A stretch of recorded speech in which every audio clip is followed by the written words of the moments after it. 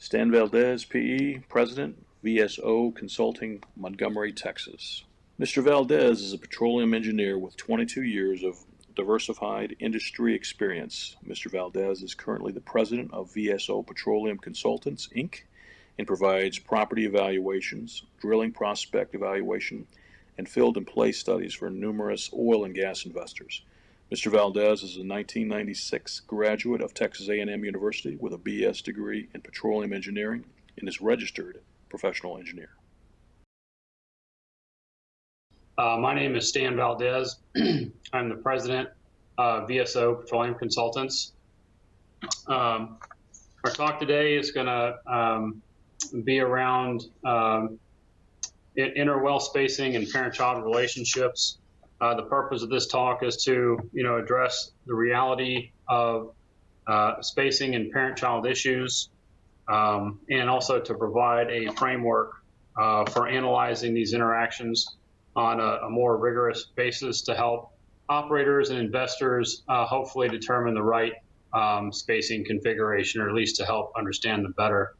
The presentation basically goes into several parts, the first of which is a literature review of, there's some really good technical papers in the public domain that I think really do well at explaining the physical reasons why we observe parent-child relationships and why spacing matters, and impacts individual well performance. And then secondly, we'll go into describing a framework for type well analysis that we've developed internally that we use quite a bit. We hope that can be helpful to others as well. This subclassification system, or this framework that we've developed, we've kind of put to the test in a couple of case studies in the Williston Basin. So we're going to, show you how we apply this system to various different well sets to show how these trends in production performances are related to spacing and parent-child relationships. Finally, we get into kind of some illustrative economics associated with, different spacing configurations. We don't really advocate for tight spacing or wide spacing, and just recognize that there are multiple objectives that various operators and/or investors are trying to achieve, and that one spacing configuration is not necessarily the best for everybody. That those configurations need to be determined on a case-by-case basis. And then finally, we've been asked a couple of times about the impact of vertical horizontal well spacing and how that can actually impact various well performance. And so we have developed a 3D spacing tool that we've developed some initial kind of preliminary conclusions that we'll go over. So far it's been kind of a surprising analysis, but anyway, so to get started, I guess, spacing issues have been around for a long time for industry professionals that, were, I guess, active, before horizontal wells. Spacing issues were definitely a concern even back when the Sprayberry was being developed as a vertical field. When the Sprayberry field was going from 160-acre vertical well spacing down to 80-acre vertical well spacing, there was a lot of hand-wringing associated with, down-spacing wells to that extent, and then also as they went from 80s to 40s. So this is something for, 50 years that has been, that the company has been, that industry has been well aware of and has grappled with. And even, in a horizontal development sense, companies have been attempting, rightly so, to try to figure out the correct, spacing configuration for quite some time. But, not too, recently, in I guess early 2019, there were a couple of Wall Street Journal articles that I point to that were kind of, rang the bell, so to speak, or sounding the alarm on some of these issues. And really, I think a lot of the investor community was, maybe taken back or understanding that some of these spacing issues and parent-child issues were becoming more and more important. And so the article makes, these articles were kind of exposés and in certain ways, and made a lot of claims and conclusions that that we're not going to go into in this presentation, but made some good points about that there was a lot of overbooking in certain circumstances, and a lot of that could be pointed back to spacing and parent-child issues. So getting into just kind of going in an overview of or reviewing some fundamental concepts that I think most people are aware of, but I think is worth kind of a review, is just the discussion of why horizontal wells work and the concept of stimulated rock volume. And, so horizontal or excuse me, unconventional reservoirs are typically extremely tight, meaning that they have very low permeability and porosity. And they typically won't flow unless they're stimulated through a hydraulic fracture stimulation. And so horizontal wells have opened up this resource because you can place a long horizontal drain hole, and along that drain hole you can induce multiple hydraulic fractures, which then induce a very complicated fracture swarm. We understand today that these are multiple hydraulic fractures that are induced into the formation that end up causing a massive amount of surface area through which these very tight formations can flow hydrocarbons to the wellbore. And so the creation of this fracture swarm, this fracture network, is largely dependent upon two broad categories. One is the reservoir properties itself, which are driven by your in situ stresses and the magnitude of those stresses, and also the rock properties, the mechanical rock properties, and the contrast in the elastic properties of those rocks are largely going to constrain a lot of the geometry of your induced hydraulic fractures. On the completion side, operators have the ability to control how long your lateral length is going to be, and how many stages you pump, and how tightly you space your clusters, and whether you use limited entry or not.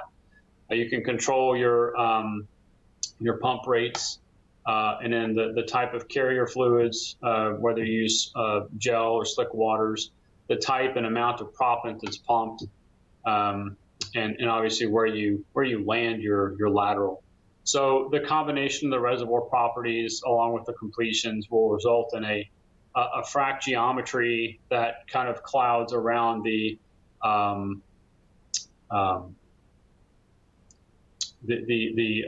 drain hole that is kind of your stimulated rock volume. It will have a height and a distance and a half length.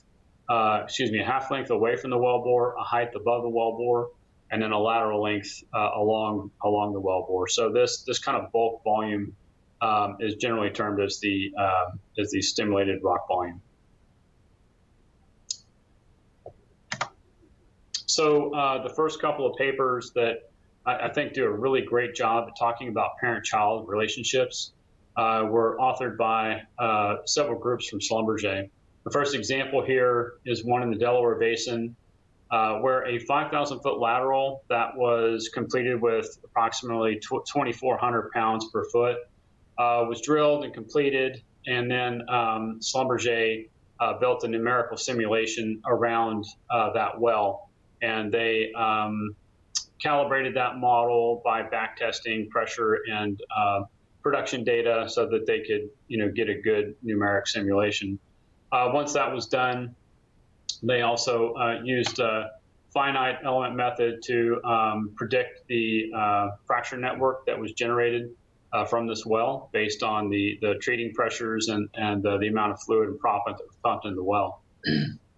Result of this was that, kind of two displays here. On the lower left-hand portion of the presentation, we see the numerical simulation of pressure depletion. Under initial conditions, the orange color just depicts that, all the pressure is equivalent across the area, even across the stimulated area. But over time, 6 months, 12 months, up to 3 years, you see significant pressure depletion, most notably very much in the area of the stimulated rock volume. So there's very little depletion outside of the area that was actually stimulated. But inside, we see that up to 33% of pressure depletion inside of the SRV. So similarly, the Schlumberger model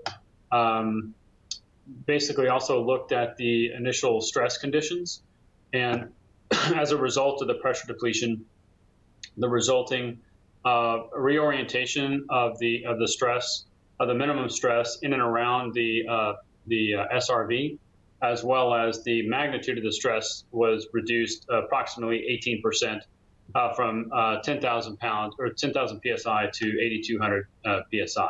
So we're seeing both a reduction in pressure, a reduction in stress, and a reorientation of the orientation of stress.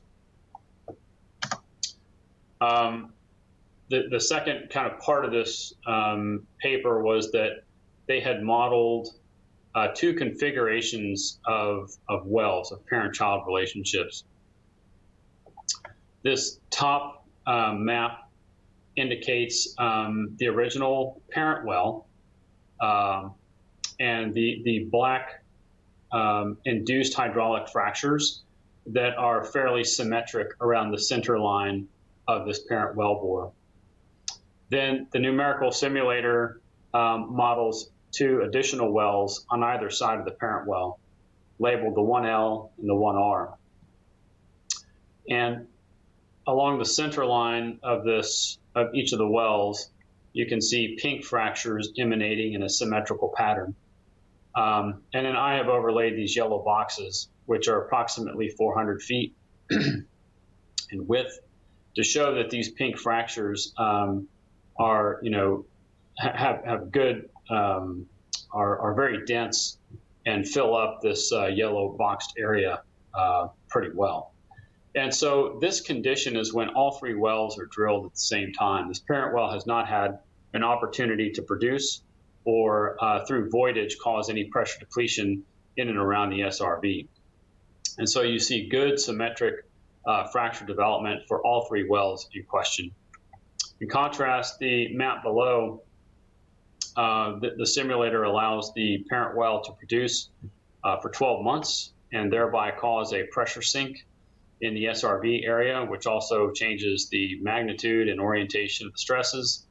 So when the offsetting wells, the 1R and the 1L, are drilled and completed 12 months later, you can see that there is an asymmetric growth of the induced hydraulic fractures that trend toward the depleted parent well.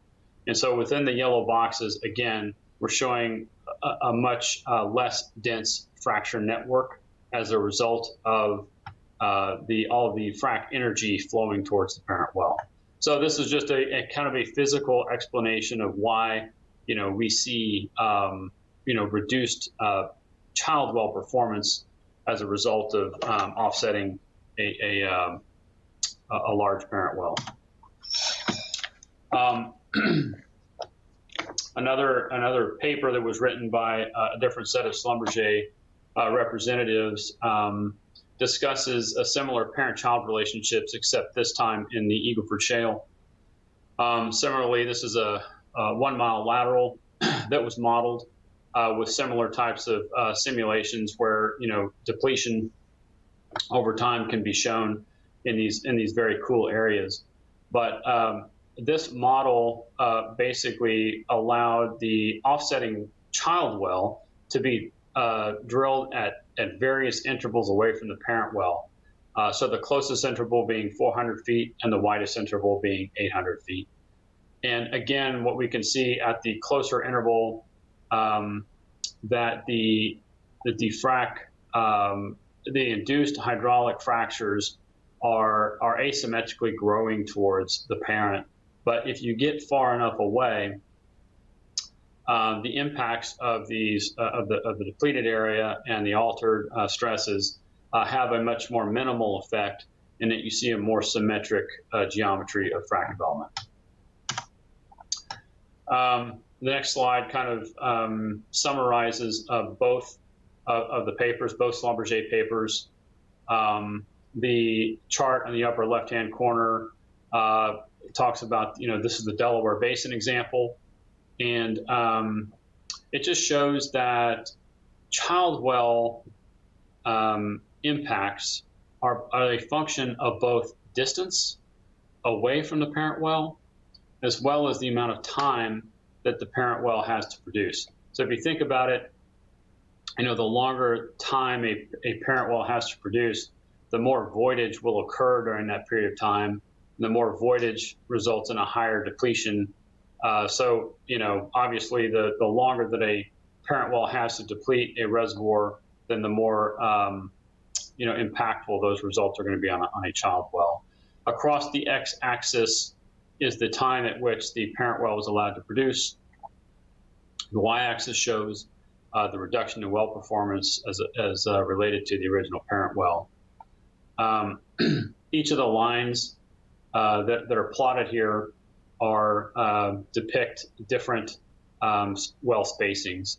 And so at the furthest spacing, at 900 feet away from the parent well, you see there's very little impact in well performance until about 3 years.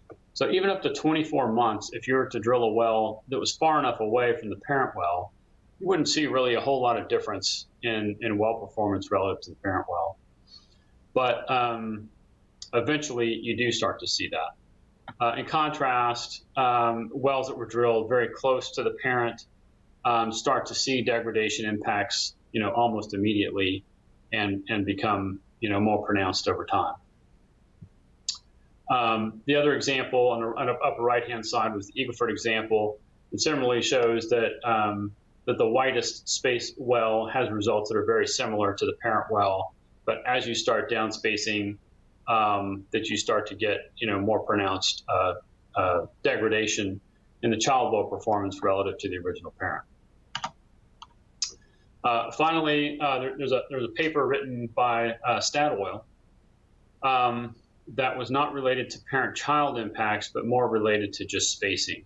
And so again, they did a numerical simulation that specifically addressed well performance as a function of interwell spacing. And, not surprisingly, the 4 different configurations range from 600-foot interwell spacing down to wells that were 275 feet apart. Not surprisingly, the simulation predicted that, the furthest spaced wells performed the best, with gradual, degradation as density increased. A couple of things I would note about this is that, regardless of the spacing, it takes some time before you start to see some real difference in performance. Especially if you were to look at like the difference between the 600-foot and the 500-foot well spacings, it's almost 4 years before you can see any real material difference between the well performance of those 2 different spacings. So just to keep in mind that a lot of times it takes time to really see what the difference in well spacing is. Secondly is in the appendix section of this report, this paper also predicts a degradation in B factor as a result of spacing as well. And I think that's worth, reviewing because it is something that we have experienced and observed in practice. And in fact, in the Eagle Ford, there was an area that we looked at that was spaced at about 300 feet, so very close interwell spacing. had good proprietary data for at least 36 months and very clean data with very well-established decline trends. And it'd be very difficult to fit a 1.0 B factor. In fact, we had somewhere between a 0.4 and a 0.6 B factor, and it would have been very, very difficult to fit anything higher than that. So interesting that we have seen that kind of relationship between B factors and spacing as well.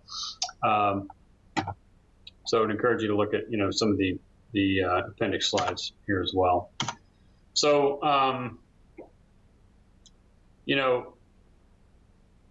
for the past probably about 5 years ago, it became very apparent to us that, as a firm, we needed to have a more rigorous method for selecting wells that were analogous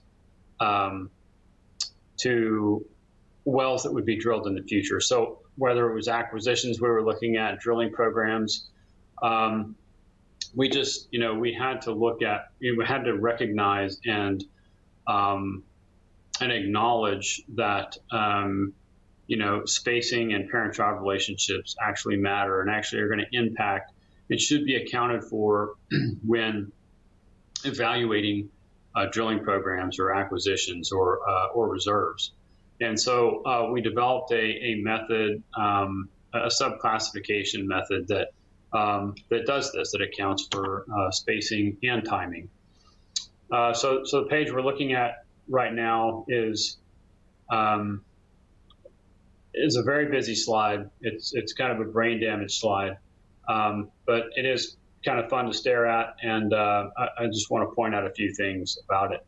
First of all, the upper left-hand corner is the parent well. I think a lot of people kind of understand this concept, but the well of interest is bolded in red and has a star. And the criteria for being classified a parent well is that, at least in this example, there can't be a well that's been drilled within 1,500 feet of the well of interest. And there can't have been a well that is drilled within 12 months of this well being produced. So a lot of that goes back to, parent wells really become, more impactful at about, at least 12 months. Like, after 12 months, you're probably going to start seeing parent well impacts, or child well impacts from a parent well that's producing for a long time. And so we just use 12 months. That time period, I think, should be user defined, and we do sometimes change this in areas where we want to look at, well, gosh, we only want to look at parents that have been producing for 3 years, so that could be 36 months instead of 12 months. And also the spacing requirement can change as well. 1,500 feet is something we typically use in the Delaware Basin and the Midland Basin, but if you were to go to the Eagle Ford, you might ratchet that down to 1,000 feet or 1,200 feet as a criteria. So one of the other, key features of our classification system is that we recognize the difference between a half-bound well and a fully bound well.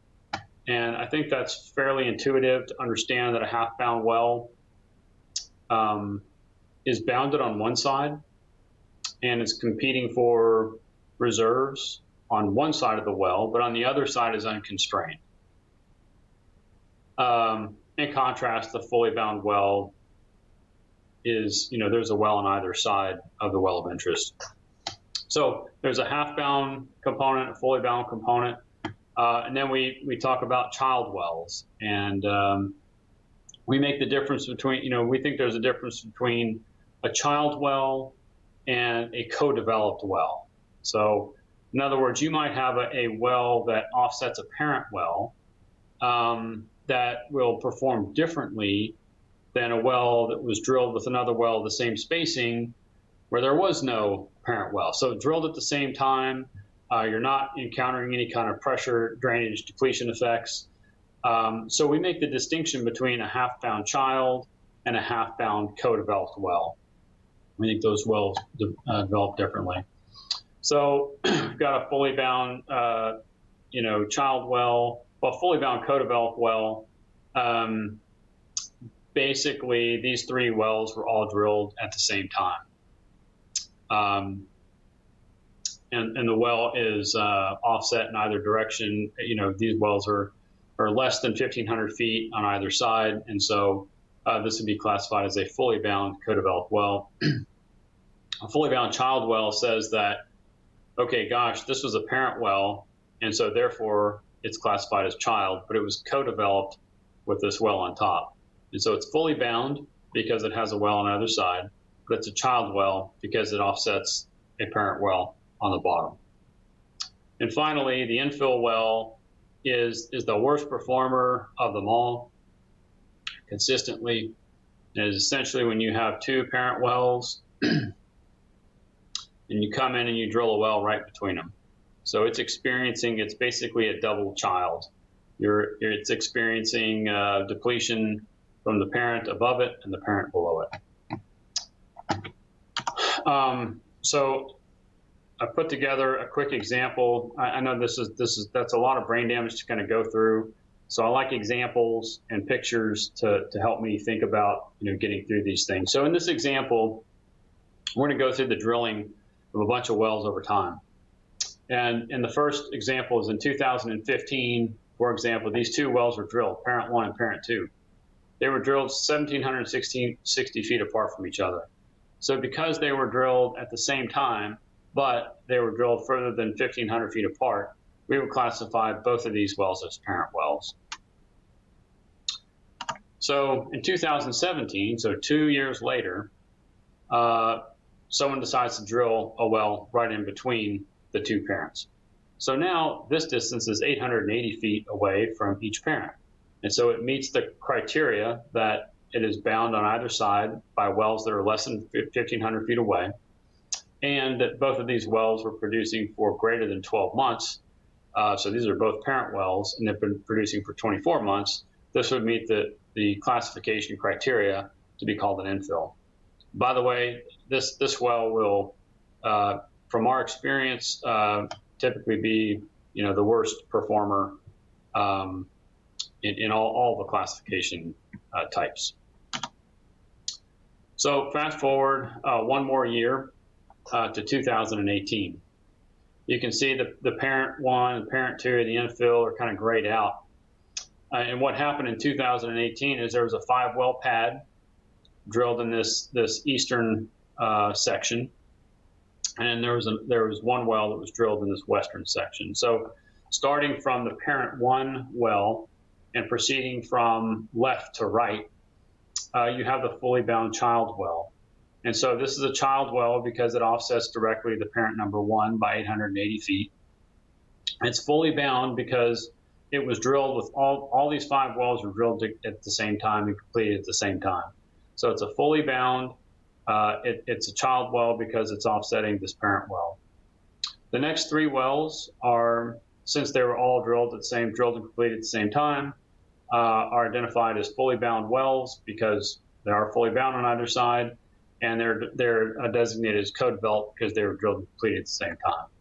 The furthest well on the right-hand side is co-developed because it was drilled with this 5-well pad, but it is half-bound designated because it is only bound on one side and unconstrained on the other. And finally, on the far left-hand side, offsetting the parent well number 2, is a half-bound well, and is designated as a child. It's a child to the parent number 2, and it's half-bound. So within this entire grouping of wells, we have shown kind of like all 6 of the different spacing and timing configurations that we use. So why does this matter? We've done a couple of case studies that are focused in the Williston Basin in kind of the McKenzie and Williams County area. We chose the Williston Basin for a couple of reasons. One is that we don't have the production allocation issues that we have in Texas, and so we don't have to use proprietary production data. Also, the Williston Basin has a lot of spacing and completion combinations. So we can look at a lot of different well results based on spacing, timing, completions, etc. So the first case study that we've done is we've just looked at 12 township area. I believe it's 187 wells that were selected within this area, and they were all labeled as one of the 6 classifications that we discussed earlier. One of the criteria, or several criteria, were used also to further select these wells. We're trying to keep within kind of the 2-mile lateral. So our completed lateral lengths, CLL, completed lateral lengths, are in this kind of 9,000 and 9,500 foot range, so that we're not mixing short laterals and long laterals that might influence unnecessarily the results that we're getting. Also, we did a completion cutoff to where we're using a lot of older wells with smaller completions. But nonetheless, we just want to keep them the same. We don't necessarily, for this exercise, we weren't concerned about selecting the best completions. We just wanted a consistent set of data. So we're kind of running in that 300 gallons per foot, 300 pounds per foot, or 400 pounds per foot of proppant loading. The spacing, we're only selecting wells that were drilled at 8 WPS wells, which stands for wells per section. Obviously, these are stand-up 1280, so they're not sections; they're more like drilling units. But I know that's not an accurate term, but it's one that we use nonetheless to talk about 8 wells per drilling unit, and more specifically, like 660-foot interwell spacing.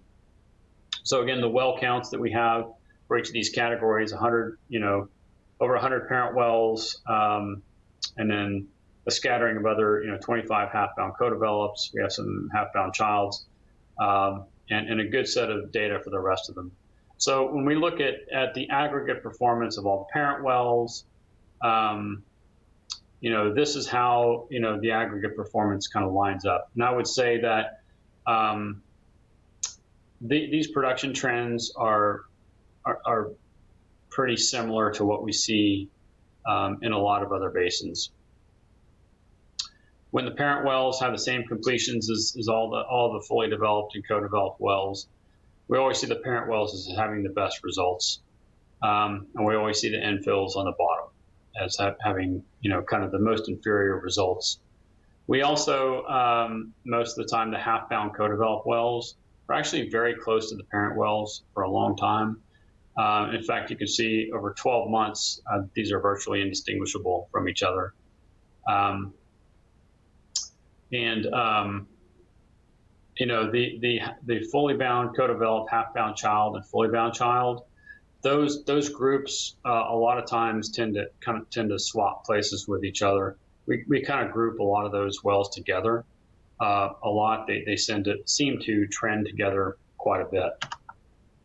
So using the same type of methodology, we just focused on a 3-pad example. A lot of times when you look at large data sets, these numbers can kind of tell you one thing, and when you start, focusing in on more of a micro example, sometimes those trends tell you something different. But for this example, we took 3 pads, also in McKenzie County. Here's our well statistics of the wells that went into it. You'll notice there's 1 parent here, but there's 3 parents on the map. But two of the parents didn't meet the completion criteria, so were left out.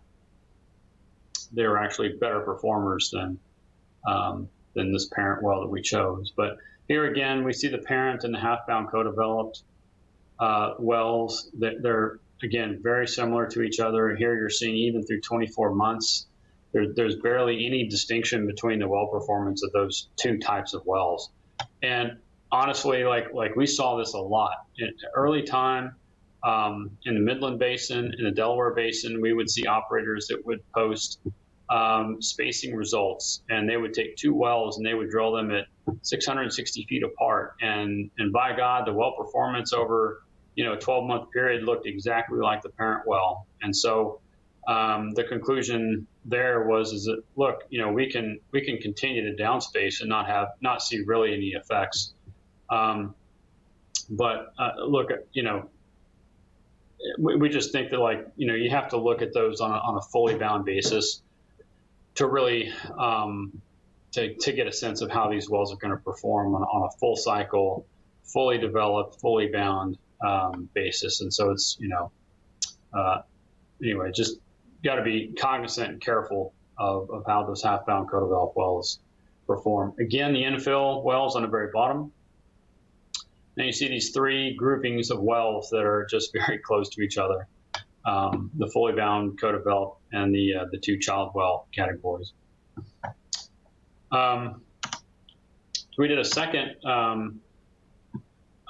study that was focused specifically on co-developed well spacing. So that, the difference here is that we're not looking at parent wells, we're not looking at child wells or infill wells or anything like that. We just want to look at wells that were co-developed at different spacings that have similar completions, and how do those wells perform. And so in this example, and this is kind of at the border of McKenzie County and Williams County. So we've got a good set of data for wells these are all just co-developed wells, and they have, we tried to keep as similar of a completion as we could across these different well sets.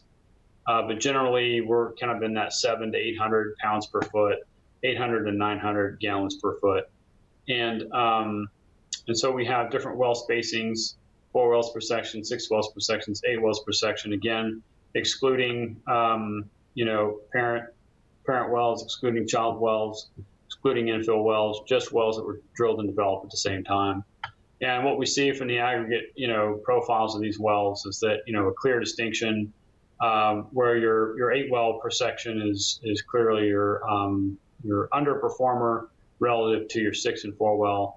And honestly, after 18 months, there's virtually no difference between the 4 well and 6 well development pattern. So there might be a little acceleration of reserves in a 6 well, but you're really not taking that much of a hit in terms of total EUR.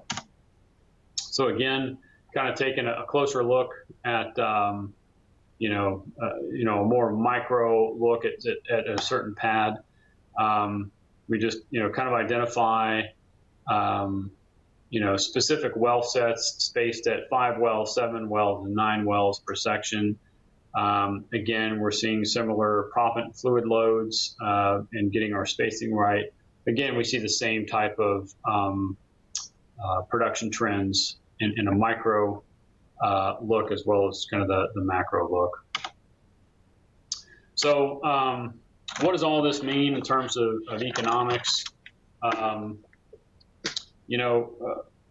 Really different investors and different operators have obviously different objectives. There's different economic thresholds that drive investment decisions. The cost of capital between different investors is different. Whether you're trying to optimize, capital efficiency and getting the best bang for every dollar that you spend, or whether you're trying to maximize PV10. These are different objectives that are going to drive your decision makings for your spacing configurations. Again, we're not advocating, one spacing versus another. It needs to be, looked at on a case-by-case basis, in our opinion, with all these things in mind. Obviously, your returns are going to be driven by commodity prices, obviously, as well as your total capital costs that will be required. And so if there's going to be obviously drilling and completion costs, but there may be lease, land, title costs that go into this, might be significant infrastructure costs. You might be looking at a more full cycle development versus a half cycle development.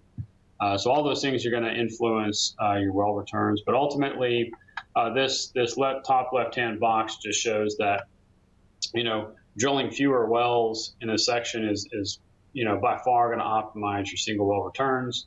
if you're looking to maximize your returns on a well-by-well basis, or that, maximize the return on capital, you're going to be, gravitating towards a much lower well spacing.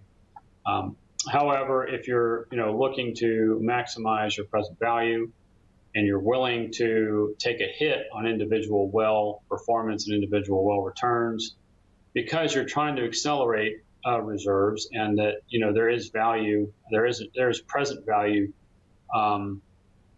in accelerating reserves, then you're probably going to push towards a higher well density. Obviously, price impacts that a lot as well. So there's clearly rational economic reasons to downspace and to experience significant degradation in well performance. There are definitely rational reasons to do that, and typically it's because you're trying to maximize your NPV, and you're doing it in a high price environment. So, previously, when I had provided this presentation, we had received a couple of questions about, look, this works. We understand how this works, in more of single bench type applications, but there's a lot of drilling going on right now that are occurring across multiple benches. For example, in the Delaware Basin, a lot of wells target the Third Bone Springs. In the Warwink area specifically, like the Third Bone Springs, the Wolfcamp XY, and the Wolfcamp A Shale are in very close proximity to each other, and are being, drilled at very close vertical proximity to each other. A lot of those wells are, there's clear evidence that those wells are in pressure communication, hydraulic communication, and are producing as a single unit. So how can you just apply this methodology to, for instance, the XY? And will it work or not? And the answer is that no, it doesn't. It actually breaks down. If you were to apply this methodology to just the XY, for example, and there were wells that were drilled in the Third Bone Springs, 100 feet above it, and in the Wolfcamp A Shale, 75 feet below it, and spaced at 330 feet away, all those wells are likely producing from the same flow unit. And so the application of our methodology, it definitely breaks down when you start looking at wells like that. So when we're in areas, a workaround that we've come to, when we're in areas that we think there's good evidence that there's communication between those wells, and that we've done this in the Merrimack, the Niobrara, the DJ, and the Delaware Basin for these specific benches, that we treat those, we lump all those wells together, and we perform our spacing analysis as if they were, there's virtually no vertical offset. And that's where we get kind of the best results. We have developed a 3D spacing tool where we started measuring vertical distances between wells. Our kind of hypothesis originally is that similar to vertical permeability and horizontal permeability, that the effects of vertical distance would be muted or dampened relative to horizontal distance. And so we were kind of theorizing, well, maybe we could have like a quasi distance, quasi horizontal distance by looking at well results from, vertical offsets, and maybe develop a relationship that is kind of expressed in terms of horizontal distance. And the results of our analysis so far have not supported that hypothesis. And a lot of it is that, we actually see in certain areas a lot of evidence of where, when you have multiple wells, being drilled within a reservoir unit, that you actually have mechanical separation, phase separation of liquid and gas within the reservoir, and that a lot of the wells that are drilled shallower in that SRV are producing more gas, and the lower wells are producing a lot of liquid. So it kind of exacerbates that issue, and so and it kind of invalidates our original hypothesis that we could kind of express vertical distance in terms of horizontal distance. So the next kind of 3 slides just show composite gun barrel diagrams that just illustrate why in certain areas like the Eagle Ford Shale, it's pretty much a single bench play. But when you get into other basins such as the DJ Basin, Midland Basin, you start to vertical segregation starts to become more acute, and you have to be really careful about grouping wells and applying our methodology in a way that's meaningful. And so this picture is just if you were to take another way to think of this is if you were to take every gun barrel diagram in the Eagle Ford Shale that is basically showing 2,500 feet in either direction and 600 feet above and below. And you were to take every wellbore diagram and just put it on top of each other, this is what you would see. And really what you're showing is a fairly confined, plus or minus 50 feet in vertical distance. And most of the wells are offsetting in a kind of a lateral sense or a horizontal sense, but not a whole lot of vertical delineation. Obviously there is some in the Austin Chalk and also in the Upper Eagle Ford, but mainly this is a Lower Eagle Ford, play, and the vast majority of your points are showing fairly, kind of single bench type of development. In the DJ Basin, you can see a lot more vertical development, but honestly, it's fairly confined. Most of your data points are kind of plus or minus 100 feet, which are really kind of showing your 3 main Niobrara benches. Also, there's some Codell here as well that's contributing to it, but a fairly, definitely getting more vertical distribution, but within a fairly tight range. In contrast, you look at the Midland Basin, and you're talking about Sprayberry intervals, very shallow intervals, all the way going down to the Cline, Upper Wolfcamp, Middle, Lower Wolfcamp. So a vertically very extensive basin with a tremendous amount of vertical development. So it's going to be in basins like the Midland Basin where understanding groupings of wells in a vertical sense are going to be really important to getting the right configuration. That takes us to the end of the presentation. In the appendix, there's some reference slides as well as some of the B factor slides that I mentioned before. Again, thank you again for allowing me the opportunity to speak to you today. It was a real pleasure, and would welcome any questions offline.